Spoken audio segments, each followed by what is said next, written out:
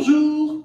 Bonjour everyone, Pantouf here today for a new video in which we're going to talk about the worst heavy tank, in my opinion, at tier 10, aka the IS-7, and a Soviet one. Quite surprising, isn't it? Because most of the time we know that Russian tanks are OP, but I definitely don't think this is the case of the IS-7.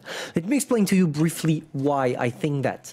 There are two things that I don't really like about the IS-7. The first one being the ammo rack location on the tank. For those of you who don't know, the ammo rack location on the IS-7 are at the top part of the hull, here and here, and those areas are going to be focused by nearly all the players because it's a common knowledge where the ammunitions are on the IS-7. Therefore, you are extremely exposed to ammo rack, which can be quite frustrating when it comes to the gameplay, because let's be honest, nobody really likes to get a one-shot ammo rack, especially driving this tank. Now, the second thing is this tank was supposed to be a beast in hull down. That was the main thing when this tank was released. It was supposed to be an hull-down king, and even if it was the case back in the days, nowadays it's no longer the case thanks to the penetration of nearly all the tanks at tier 10 that have been increased. Therefore, it makes your turret kind of not as useful as it was back in the days. Let me explain to you why I think that. Back in the days when you were playing with the IS-7, you could literally stay hull-down in front of your opponent without having to move your turret or anything, and nobody will penetrate you. Nowadays, when you're playing hull down with this tank, you need to shoot, and as soon as you're done shooting, you need to come back to your position to avoid getting penetrated in your turret cheeks right there and right there, which is kind of frustrating when you compare it to its brother, for example, the IS-4, which is a way better tank overall. But don't mind me, I still think the IS-7 is one of the greatest tanks for newbies to start off with, simply because it's a good tank to have your to get a good hand on how to play your heavy tank at tier 10. But anyway, I'm just going to show you real quick my equipments, because the point of this video is not necessarily to do a review of the IS-7. I'm not even going to talk about why I'm equipping my tank this way. I just want to show you a replay in which we will discuss about the tank itself. As I told you 2 seconds ago concerning the playstyle, the main problem of this tank is that it went from a hull-down king to a traditional hull-down heavy, nothing really special anymore if you compare it to its brother, the IS-4. But in this replay, you're going to see that still, even if that tank is bad, it still has some good sides when you know how to play it, and that's what we're going to try to find out right now. Of course, we're playing on Normandy map, therefore we need to take an hull down position. The best way for us to get that hull down position is to go nearby the windmill.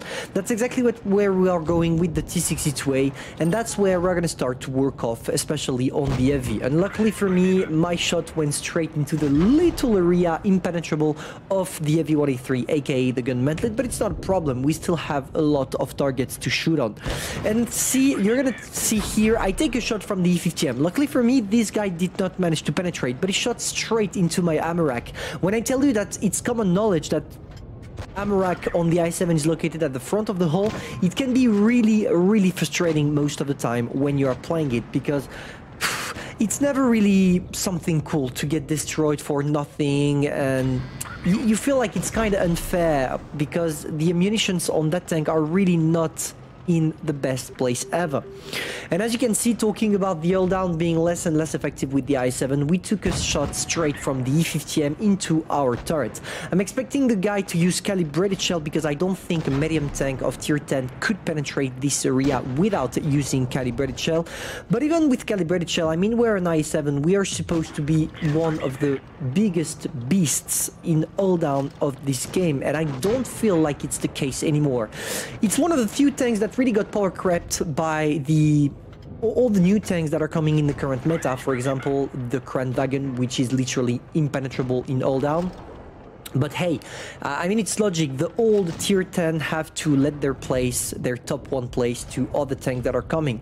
But I would be glad if Wargaming actually just a small buff on the turret, nothing really eccentric, like maybe 8mm of armor, just increase the overall armor by 8mm, it would already make that tank great again.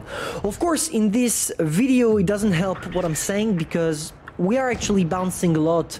We are actually in a good position, and it shows you that when you use your tank correctly, you can still do well. And I think if you take a look at Wargaming statistics on the 7.6 update showing the stats of the i7, you will see that the tank is pretty average in terms of performance. But I kind of feel like it's left behind compared to the others. I don't know what Wargaming plan to do with this tank. Maybe one day, sometimes, they will buff it. It's either they should maybe buff by 8mm the raw armor of the turret, or maybe make it less easy to armor rack, in my opinion. And you guys, tell me, what do you think about this? Do you think the i7 should get a buff on its module defense, etc., or should it stay the same as it is right now?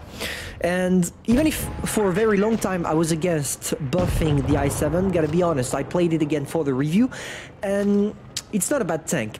It's not necessarily a bad tank, but when you see the kind of tanks you can play at tier 10 that are literally outperforming that i7, I'm talking about the AMX M454, the Chieftain MK6, the FV1A3, the ICE-4, not the FV1A3, the FV215B, sorry. All those tanks, they are better than the i7, and psychologically talking, you would rather play those tanks than the i7 because of that, because it got power crept, and I think it deserves some loves from more gaming. Tell me in the comments, what do you think about my analysis concerning the tank?